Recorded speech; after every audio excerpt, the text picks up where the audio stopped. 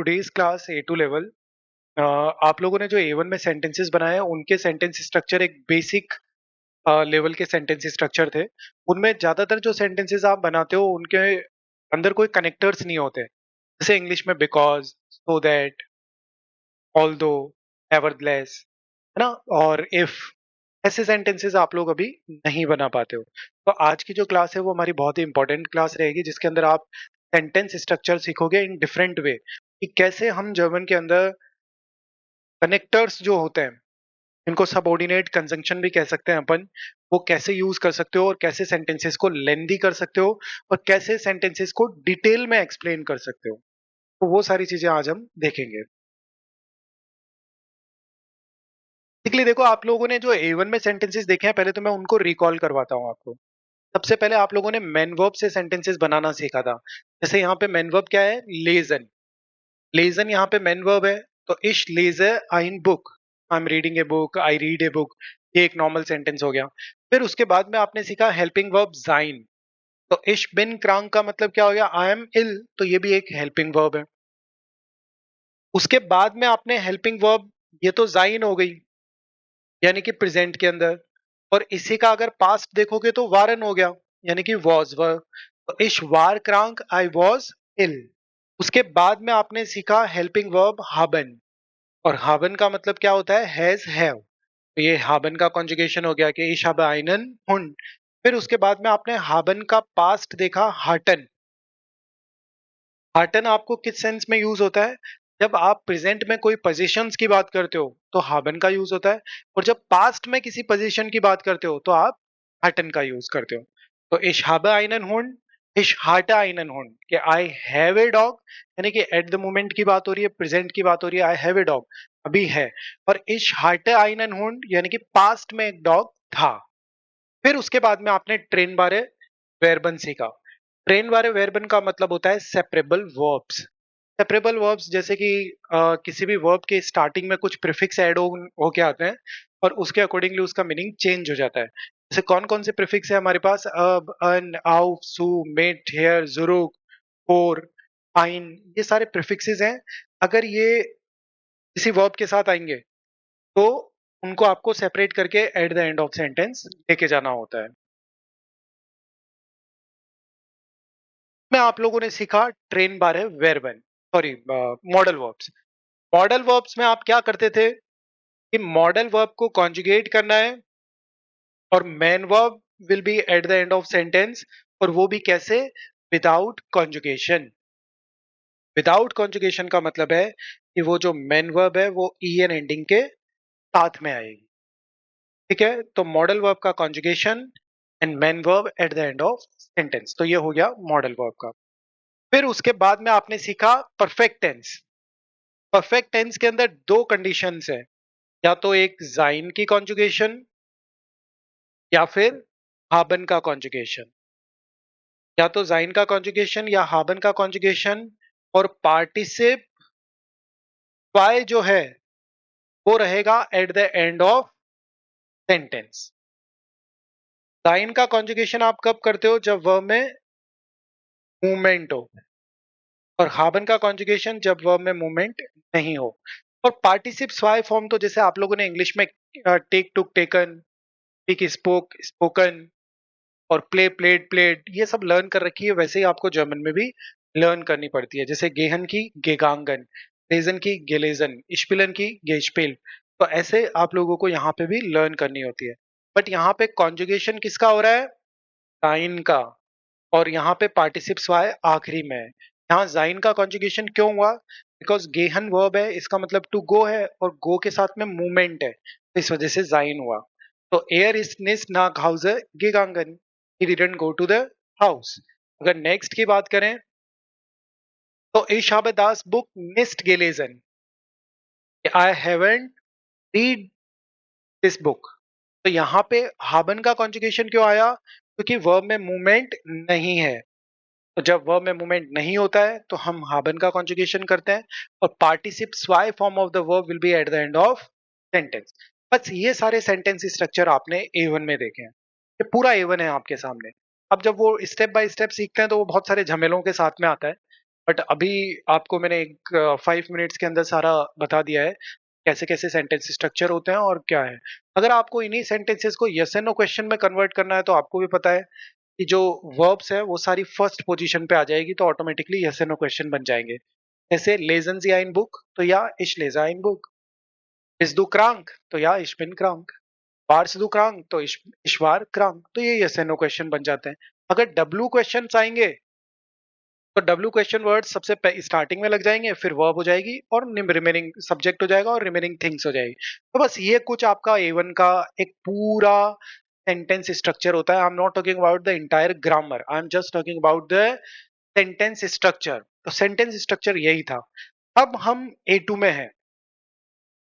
तो A2 के अंदर क्या होगा कि आपका लेवल बढ़ेगा और सेंटेंस का स्ट्रक्चर को भी आप डिफरेंट वे में डिस्क्राइब कर पाओगे। देखिए बिकॉज कनेक्टर के साथ में, सो दैट, इफ, ये सारे कनेक्टर्स यूज करके, ऑल दो वगैरह। तो इन सभी कनेक्टर्स के अंदर एक चीज कॉमन रहती है, वो मैं आप लोगों को भी समझा दूंगा।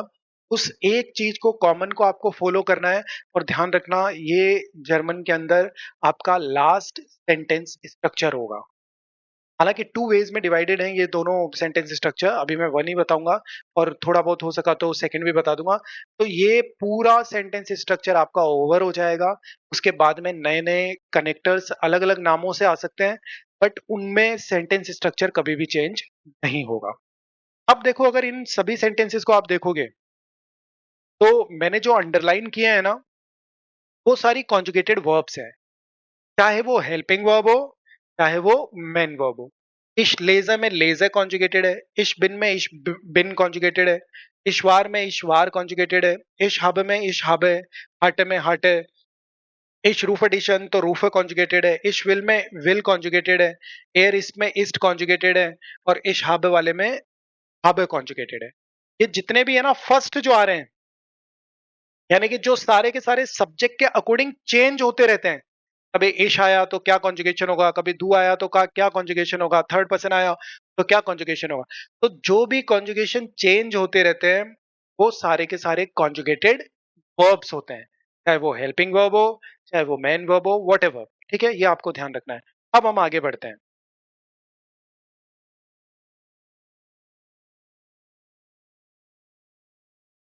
अभी जो हम लर्न कर रहे हैं वो है वाइल सबोर्डिनेट कंजंक्शन, या फिर इनको आप नेबन जेड से भी बोल सकते हो। तो वाइल जो कनेक्टर हम सीख रहे हैं, वो वाइल कनेक्टर सिर्फ अकेला नहीं सीख रहे हैं। आपको बस इतना सा ध्यान रखना है कि मैं सिर्फ वाइल कनेक्टर आपको इंट्रोड्यूस कर रहा हूं, अदरवाइज तो सभी कनेक्टर्स की यही कहानी रहेगी। जो मैं अभी एक्सप्लेन कर रहा हूँ उसमें सिर्फ टारगेट वाइल है। बाकी जितने भी कनेक्टर्स आपके आगे आएंगे ना, नेबन जेड से, उन सबका सेंटेंस स्ट्रक्चर एग्जैक्टली सेम होगा। तो मुझे बार बार आपको एक्सप्लेन करने की जरूरत नहीं होगी, बस इतना सा कहूंगा कि इसका सेंटेंस स्ट्रक्चर वाइल की तरह होगा, तो आप ऑटोमेटिकली समझ जाओगे। तो कैसा होगा सेंटेंस स्ट्रक्चर, वो देख लेते हैं। सबसे पहले तो वाइल का मीनिंग क्या है। वाइल का मीनिंग होता है बिकॉज। जैसे आप इंग्लिश के अंदर बिकॉज के साथ में बहुत सारे आंसर्स देते हो, है ना। तो वैसे ही जर्मन के अंदर वाइल कनेक्टर है और इसका मतलब बिकॉज है। और बिकॉज के बाद में जैसे इंग्लिश में आप रीजन देते हो कोई भी चीज का, तो जर्मन में भी एग्जैक्टली सेम ही है। वाइल के बाद में आप इस किसी सेंटेंस का रीजन दोगे। तो सबसे पहले आप लोगों को हमेशा ये ध्यान रखना है, जब भी हम कनेक्टर्स की बात करते हैं, तो कनेक्टर्स हमेशा टू सेंटेंसेस रहते हैं। एक सेंटेंस डिफरेंट होता है, एक सेंटेंस डिफरेंट होता है। तो जो भी कनेक्टर जिस सेंटेंस के अंदर लगेगा, उसके साथ में कुछ चेंजेस आएंगे। जैसे मान लीजिए इफ एक कनेक्टर है, तो उसी सेंटेंस में कुछ चेंजेस आएंगे। व्हाइल कनेक्टर है, तो जहां व्हाइल लग रहा है उस सेंटेंस में वो चेंजेस आएंगे। डास कनेक्टर है, इसका मतलब दैट होता है, तो उसी सेंटेंस में कुछ चेंजेस आएंगे। उससे पहले वाले में कुछ भी नहीं होगा। तो इसीलिए मैंने यहाँ पे लिख रखा है नॉर्मल सेंटेंस। नॉर्मल सेंटेंस का मतलब ये हो गया, अभी जो मैंने आपको जस्ट पहले अभी दिखाए थे, वो सारे के सारे नॉर्मल सेंटेंसेस हैं। क्यों है वो नॉर्मल सेंटेंस? क्योंकि जैसा आपने सीखा था वैसा ही हो रहा है उनमें। कोई वर्ब इधर उधर नहीं जा रही है, जो जैसा आपने सीखा था वैसा ही है। उसके बाद में आप लोगों को एक चीज हमेशा ध्यान रखनी है कि कोई भी कनेक्टर जब भी लगेगा, तो उसके जस्ट पहले एक कॉमा रहेगा। कोई भी कनेक्टर आप जो सीखोगे ना, उसके जस्ट पहले एक कॉमा जरूर रहेगा, जैसा इंग्लिश में भी रहता है। तो पहले नॉर्मल सेंटेंस, फिर कॉमा और फिर यहाँ पे कोई भी कनेक्टर आ सकता है। हालाँकि यहाँ पे सिर्फ़ आपको व्हाइल दिख रहा है, बट जब आप कनेक्टर्स करोगे सारे के सारे तो कोई भी कनेक्टर यहाँ लिख सकते हो। व्हाइल है, व्हेन है, दास है, ऑब्वोल है, ये सब कनेक्टर्स हैं, ये लिख सकते हो, कोई प्रॉब्लम नहीं है, सबका सेंटेंस स्ट्रक्चर सेम है। उसके बाद इमीडिएटली सब्जेक्ट आ जाएगा, जैसा इंग्लिश में भी होता है। Because why are you learning German? I am learning German because I. आप ऐसे बोलते हो ना तो ये ऐसा हो जाएगा। उसके बाद ऑब्जेक्ट कह दो या remaining things of the sentence. Time है, प्लेस है, पर्सन्स है, व्हाटएवर जो भी रिमेनिंग थिंग्स है वो सारी आ जाएगी। और सबसे इंपॉर्टेंट पार्ट जो है हमारा वो ये है कि कॉन्जुगेटेड वर्ब भी हो जाएगा। ये verb, conjugated verb eight the end of sentence क्या होगा? Conjugated verb eight the end of sentence. और कॉन्जुगेशन किसके अकॉर्डिंग होगा? सब्जेक्ट के अकॉर्डिंग। जैसा आप A1 में करते आए हो वैसा का वैसा ही है कि conjugated verb eight the end of sentence हो गया है बस। और कॉन्जुगेशन इश के साथ, डू के साथ, थर्ड पर्सन, वियर जो आप करते आ रहे थे वो एग्जैक्टली सेम ही यहाँ पे रहेगा। बस सेंटेंस के स्ट्रक्चर में इतना सा चेंज आया है कि वो कॉन्जुगेटेड वर्ब आखिरी में आ जाएगी। जैसे अभी-अभी आपने यहाँ पे कॉन्जुगेटेड कौन-कौन सी वर्ब्स थी? तो मैंने आपको बताया था, जैसे इसमें लेज़े है, बीन है, वार है, हाबे है, हट है, रूफ है, विल है, इस्ट है, हाबे है। तो ये सारे के सारे उठ के कहाँ चले जाएँगे? Eight the end of sentence. अब कोई बच्चा कहेगा कि सर मॉडल वर्ब के साथ में तो मेन वर्ब भी है, तो कोई बात नहीं, मॉडल वर्ब से जस्ट पहले मेन वर्ब को रहने देना। यहाँ पे गेगांगन भी है तो उसको भी रहने देना, और यहाँ पे गेलेजन भी है तो इसको भी रहने देना। सेकंड लास्ट रख लेना इनको। को क्या करना है आपको? सेकंड लास्ट रखना है। तो ये आपको सेंटेंस स्ट्रक्चर क्लियर हो गया किसी भी नेबनज़ार्ड्स का, कि हमेशा पहले नॉर्मल सेंटेंस आएगा, फिर कनेक्टर आएगा, फिर सब्जेक्ट आएगा, ऑब्जेक्ट आएगा, और सबसे मोस्ट इंपोर्टेंट जो बात है वो यही है कि conjugated verb eight the end of sentence. That's all. अब कुछ एग्जांपल्स देखो आप।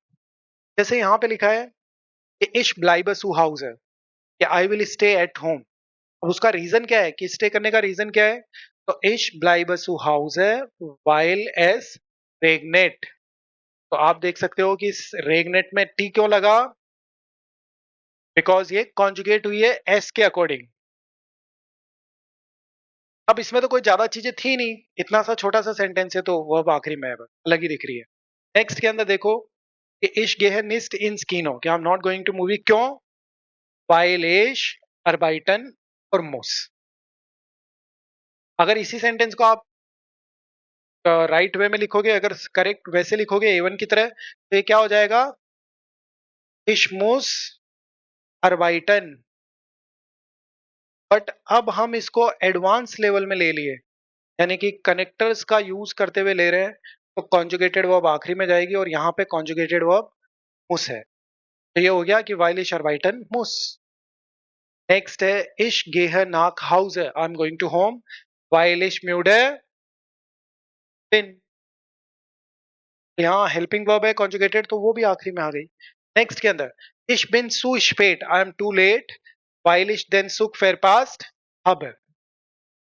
तो ये मैन वर्ब से बना हुआ सेंटेंस है, ये हेल्पिंग वर्ब, नहीं सॉरी मॉडल वर्ब, ये हेल्पिंग वर्ब, और ये perfect tense.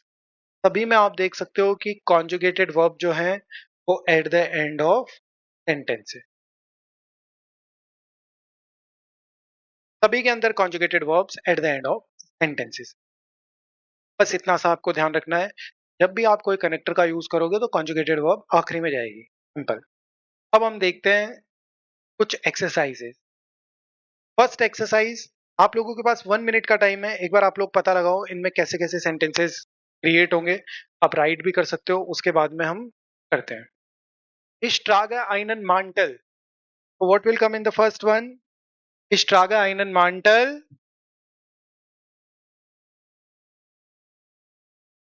while es kalt ist. Why ist came at the end? क्योंकि यहाँ पे conjugated verb ist है। तो क्या हो गया? Ich trage einen Mantel, तो उसका रीजन क्या है? While es kalt ist, because it is cold. Next one, du bekommst eine Strafe. You get a fine while, what will come? While du Zu spät bist. Conjugation according to subject ही होगा हमेशा. Next one, ich kann nicht mit dir spielen. I can't play with you while ich viel zu tun habe. Habe आखिरी में आ जाएगा. In the next one, sie geht in die Küche. He is going to the kitchen while sie hungrig ist. Next के अंदर wir haben keine वो wir können nicht ins Kino gehen weil wir keine Tickets haben. Okay. Next one, what will come? Er geht früh ins Bett. He is going early to the bed while er müde ist. While er müde ist. Next one. Ich nehme eine Tablette. I'm taking a medicine. So, weil ich Kopfschmerzen habe. So this is the reason now. Ich nehme eine Tablette, weil ich Kopfschmerzen habe. Next one. Du kannst nicht mit uns kommen. You can't come with us, weil du keine Zeit hast. So du kannst nicht mit uns kommen, weil du keine Zeit hast. Next one. Ich kann nicht schlafen, weil es laut ist, because it is loud. Next one. Die hat in English studiert. She studied in English while sie good English spricht. Next one. Der Zug hat Verspätung. Wir kommen später an. We will arrive late because while der Zug Verspätung hat. Because the train is having delay. Verspätung means delay. So wir kommen später an, while der Zug Verspätung hat. Next one. Ich gehe nicht zur Arbeit, weil ich krank bin. Because I am ill. ध्यान रखना ये जो concept हम कर रहे हैं वो सभी कनेक्टर्स के लिए है. Next one. Sie bekommt guten Noten, weil sie fleißig ist. Because she is hardworking. Next one. Wir haben den Bus verpasst. We have missed the bus weil wir zu spät sind. Sind will be at the end. So while we are zu spät sind. Next one. Ich esse sie oft. Ich esse Pizza oft, weil ich Pizza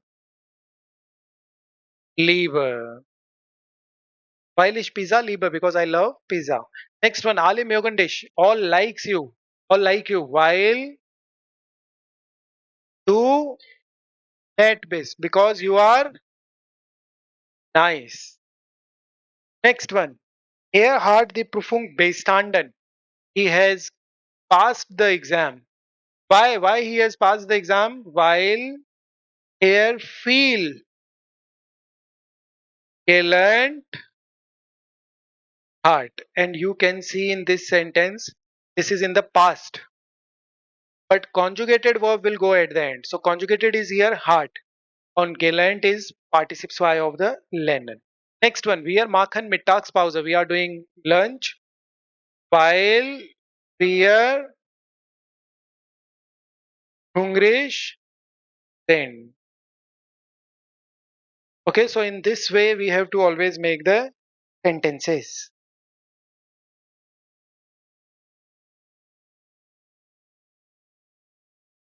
Next one.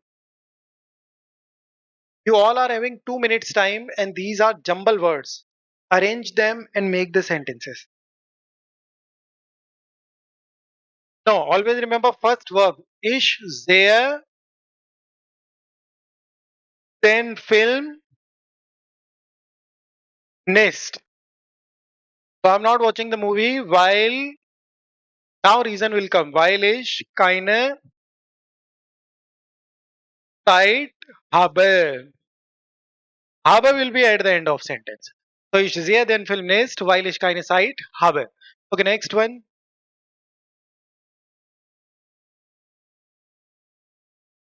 Er marked. So er marked the Tür nicht auf. Correct. So er marked the Tür nicht auf. This is a train bar verb. Aufmachen, it means to open. So er marked the Tür nicht auf. He's not opening the door. Why? While er den Schlüssel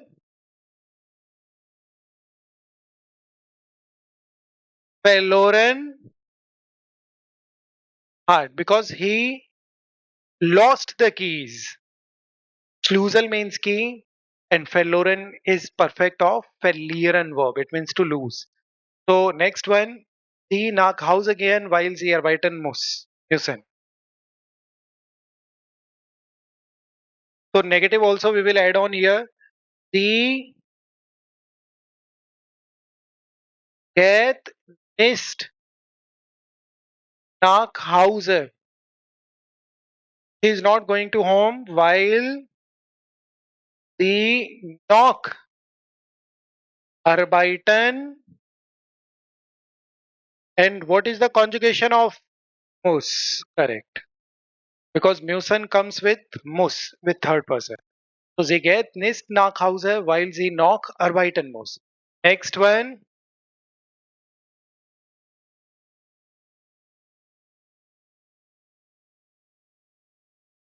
Der Hund. Correct. So der Hund, third person, so hold. So der Hund hold, then Ball, while er, then Ball leapt. Because dog is third person, so T ending with the verb. So der Hund hold, then Ball, while er, then Ball leapt. Next one.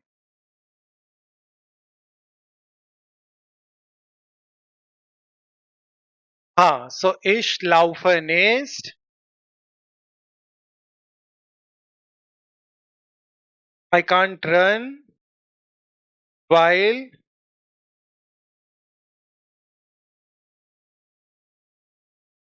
mein Fuß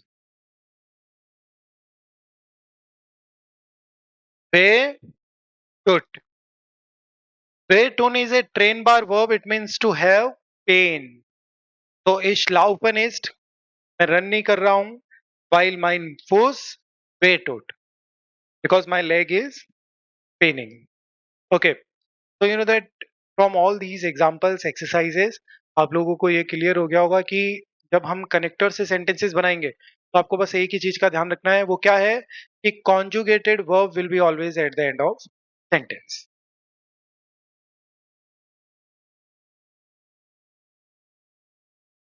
connector हो, चाहे while हो, दास हो, when हो, ऑबवॉल हो, whatever. Yes Hari Om.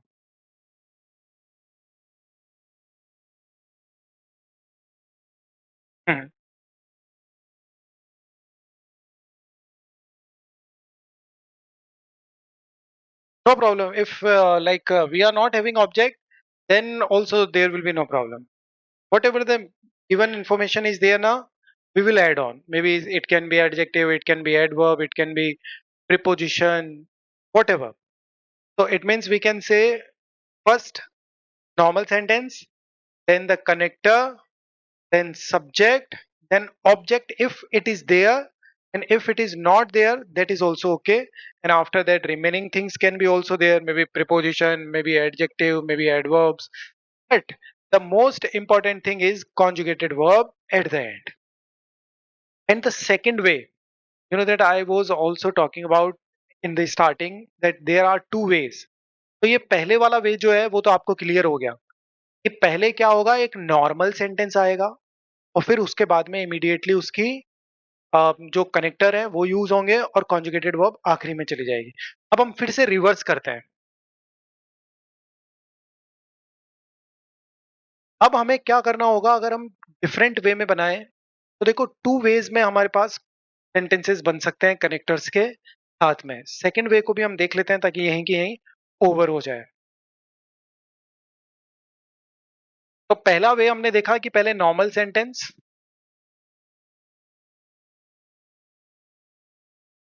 then comma, and then the connector, and then subject, object if it is available, and remaining things also you can say, or conjugated verb. Conjugated verb will be always at the end of sentence. That is very important. Okay, so this is the one way. Second way is, one example is, Ich kann heute nicht kommen,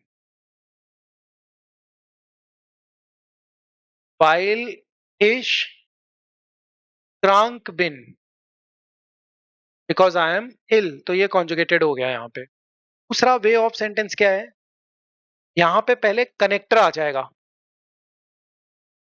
ध्यान रखना ये sentence का last sentence structure है, इसके बाद कभी आपको other way में सेंटेंसेस नहीं दिखेंगे, ठीक है। तो सबसे पहले कनेक्टर, फिर सब्जेक्ट, फिर ऑब्जेक्ट या फिर रिमेनिंग थिंग्स, और यहां पे आ जाएगी उसकी कॉन्जुगेटेड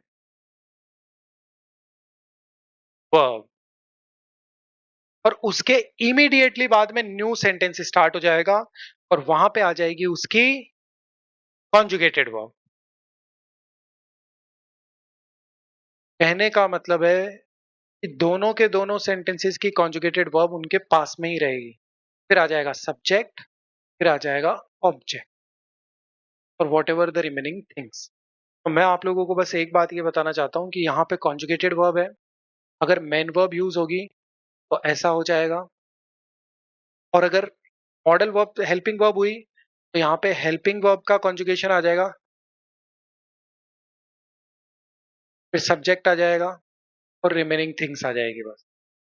फिर उसके बाद में अगर कोई मॉडल वर्ब से बनी हुई सेंटेंसेस आ गए तो यहाँ पे किसका कॉन्जुगेशन आ जाएगा, मॉडल वर्ब, सब्जेक्ट, ऑब्जेक्ट और main verb still at the end of sentence. जैसा आप मॉडल वर्ब में A1 में करते आए हो ना, वैसा का वैसा एग्जैक्टली सेम हो जाएगा। अब ट्रेन बार आ गया तो यहाँ पे ट्रेन बार, फिर सब्जेक्ट, ऑब्जेक्ट और उसका प्रीफिक्स जो है वो आखिरी में। और अगर पार्टिसिप स्वाय हुआ तो या तो हाबन का कॉन्जुगेशन या जाइन का कॉन्जुगेशन, के बाद सब्जेक्ट, ऑब्जेक्ट और उसकी पार्टिसिप स्वाय form at the end of sentence. इन तरीकों को बहुत अच्छे से आपको याद रखना है।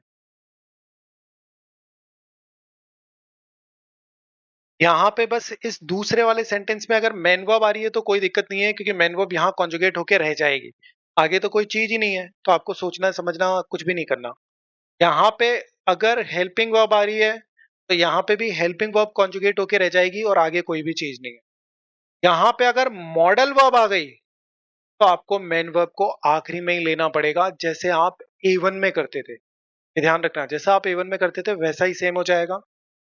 यहाँ पे अगर ट्रेन बार वर्ब आ गई तो जैसा आप A1 में करते थे कि प्रीफिक्स को आखिरी में लेते थे, ऐसे के ऐसे आखिरी में लोगे।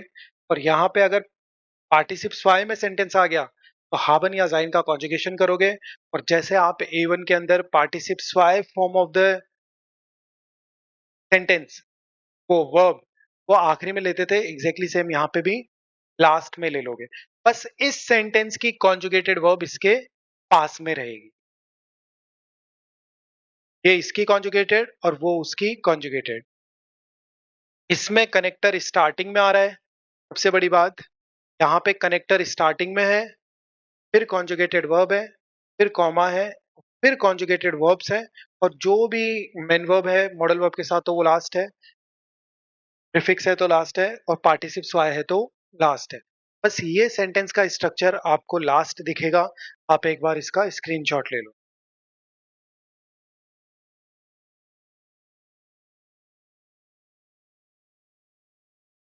अगर इसी सेंटेंस को, अबाउ सेंटेंस को मैं अगर इसके अकॉर्डिंग लूंगा तो वाइल इश क्रांक बिन, तो वाइल इश क्रांक बिन, ये तो हो गया फर्स्ट सेंटेंस ओवर। अब ये देखो यहाँ पे मॉडल वर्ब है और मेन वर्ब है, तो इसको छेड़ने की जरूरत नहीं है, बस आपको कान को यहाँ ले लेना है। कान इश heute ist kommen। तो जैसा मेन वर्ब में आप करते थे वैसा ही आपने कर लिया है, जैसा आप A1 में करते थे वैसा ही एग्जैक्टली सेम है ना एक सेंटेंस में। मॉडल वर्ब कॉन्जुगेट हुई है और main verb eight the end of sentence. कहने का मतलब है ये जो सेकंड वाला कॉलम है उसके अंदर ये देखो सभी सेंटेंसेस में conjugated verb, helping verb, modal verb, main verb, ट्रेन बार, प्रीफिक्स, अबनजाइन और पार्टिसिप्स। हमेशा ध्यान रखना ऐसा ही होगा। जैसा आपने A1 किया ना, ये A1 है, एग्जैक्ट A1 है, बस यहाँ पे सब्जेक्ट नहीं आ रहा है। जो आपने सेंटेंसेस अभी अपन ने स्टार्टिंग में देखे थे ना वैसे के वैसे हैं, यहाँ पे सब्जेक्ट नहीं आ रहे बस। यहाँ पे सेकंड से जो फर्स्ट सेंटेंस था उसकी कॉन्जुगेटेड वर्ब उसके पास में है बस। तो ये ध्यान रखना है आपको कि अब आप कितने भी बड़े लेवल में चले जाओ, B2, C1, B1, किसी भी लेवल में, इनके अलावा सेंटेंस स्ट्रक्चर नहीं आएगा। या तो ऊपर वाले वे से बनाओगे या नीचे वाले वे से। तो सभी के अंदर आप लोगों को रीजन दे रखे हैं, इज द रीजन। हर सेंटेंस के अंदर आपको रीजन है, this is the reason, this is the reason, this is the reason. ये सारे रीजंस हैं। आप लोगों को वर्ब्स भी गिवन है, ये वर्ब है, ये वर्ब है, ये वर्ब है, ये सभी वर्ब्स हैं। और आप लोगों को सब्जेक्ट्स भी गिवन है। तो आप लोगों को क्या करना है, 2 मिनट्स का टाइम है, इन सेंटेंसेस को मेक करो, फिर हम इनको डिस्कस करते हैं कि आपने सही किया है या गलत। Okay, so what will come in the first one? Warum sucht Thomas eine neue Arbeit? Why he is searching new work? First, we have to repeat the same sentence. कि Thomas sucht eine neue Arbeit, weil er zu wenig verdient। क्योंकि देखो third person है, third person में तो conjugation same ही रखना पड़ेगा, T ending. तो वारूम sucht Thomas eine neue Arbeit, तो Thomas sucht eine neue Arbeit, weil er zu wenig verdient। Next है वारूम इस्ट दू keine Erdbeeren। Erdbeeren means strawberry. तो एयर, सॉरी आई में आंसर आएगा तो इश, आप क्या कह दोगे सबसे पहले तो रिपीट कर दोगे, इश ऐसे keine Erdbeeren, फिर वाइल से रीजन दे दोगे, वाइल इश eine Allergie habe। ये कॉन्जुगेटेड वर्ब habe हो गई। Warum siehst du aus dieser Wohnung aus? This is a trainbar verb. Aussehen, it means to move out. Why you are moving out from this flat? तो अब हमें पहले तो आई में answer देना पड़ेगा। तो ich sehe aus dieser Wohnung aus, weil, क्या रीजन है उसका, weil es zu dunkel ist, because it is too dark। Next के अंदर देखो सेंटेंस पास्ट के अंदर है, तो हम भी पास्ट में रिप्लाई देंगे पहले कि वारूम hast du die Blumen gekauft? Why have you bought the flowers? कि क्यों बाय किए? तो ich habe die Blumen gekauft, फिर while से रीजन आ जाएगा, while meine Freundin heute Geburtstag hat। बिल्कुल सही है, हार्ट। क्यों? क्योंकि फ्रॉइंडिन जो है वो फीमेल सिंगुलर पर्सन है और सिंगुलर पर्सन के साथ हम टी एंडिंग का यूज करते हैं. Warum hast du die Blumen gekauft? तो ich habe die Blumen gekauft, weil meine Freundin heute Geburtstag hat. Next. Warum hatte Max einen Termin beim Augenarzt? ये जो मैक्स है उसका अपॉइंटमेंट क्यों था डॉक्टर के यहाँ, डेंटिस्ट वो आई स्पेशलिस्ट के यहाँ? तो Max hatte einen Termin beim Augenarzt, weil er Brille braucht. क्योंकि थर्ड पर्सन है ना तो फिर से टी एंडिंग आ जाएगी. तो while er Brille braucht. Next one. वारूम फैट मारिया निस्ट इन उल्लाव. ये जो मारिया है वो वेकेशन में क्यों ड्राइव नहीं कर रही है? तो मारिया फैट निस्ट इन उल्लाव वाइल जी. यहाँ पे जिश रिफ्लेक्सिव वर्ब है, तो अगर रिफ्लेक्सिव होती है तो हम क्या करते हैं? इश का मिश, दू का डिश और थर्ड पर्सन का देश. तो क्या हो जाएगा कि मारिया फैट निस्ट इन उल्लाव वाइल जी जिश क्रांक और थर्ड पर्सन है तो वही टी एंडिंग फ्यूल्ड. वाइल जी जिश क्रांक फ्यूल्ड. नेक्स्ट के अंदर वारूम हार्ट एयर जिश फेरिशपेटेड. Why he got delayed. तो air hat sich verspätet, weil er den Bus. verpassen का पास्ट होता है verpasst hat because he missed the bus. तो यहाँ पे देख सकते हो ये पास्ट के अंदर था तो हार्ट कॉन्जुगेट हुआ है और उसकी पार्टिसिप स्वाय फॉर्म जो है वो सेकंड लास्ट है. नेक्स्ट के अंदर देखो वारूम मार्क्ड याना दिफारा टूर मिस्ड बेट. वाई तो याना है वो बाइसाइकिल टूर में टेक पार्ट क्यों नहीं कर रही है, क्यों साथ में नहीं कर रही है? तो पहले हम वही चीज सेम बोल देंगे कि याना मार्क्ड दी फारा टूर निस्ट मेट वाइल दी जिश अर्केल्टेट. क्योंकि थर्ड पर्सन है तो अर्केल्टेट आखिरी में आ जाएगा. तो याना मार्क्ड दी फारा टूर निस्ट मेट वाइल दी जिश अर्केल्टेट. ठीक है, तो देखो ये सभी यस.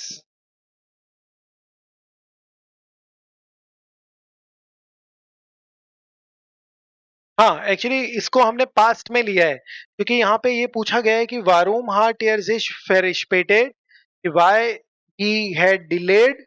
तो हमने क्या उसको पास्ट में ले लिया क्योंकि उसकी बस मिस हुई होगी ना पहले, तो इस वजह से वो डिलेड हुआ. तो air heart जिश फेरिशपेटेड he delayed while air then bus surpassed hard because he missed the train. अपने पास्ट में ले लिया मतलब इसको क्योंकि क्वेश्चन भी पास्ट में है कि why he missed the train. वो why he delayed. तो वो क्यों डिलेड हुआ? क्योंकि उसकी बस मिस्ड हो गई थी पास्ट, तो इस वजह से हमने उसको पास्ट में कन्वर्ट कर दिया. ओके तो देखो ये वाइल को टारगेट करके मैंने आप लोगों को कनेक्टर्स समझाए हैं और ऐसे ही अलग कनेक्टर्स भी होंगे. अब क्या होगा कि आप ए टू में हो तो थोड़ा और वाइड वे में आप सेंटेंसेस को बना पाओगे. पहले आपके पास इतनी पॉसिबिलिटीज नहीं थी कि आप कनेक्टर्स के साथ में सेंटेंसेस बना पाओ, बट आप अब कर सकते हो. उसके बाद में भी कुछ कनेक्टर्स आएंगे उनको भी हम देखेंगे.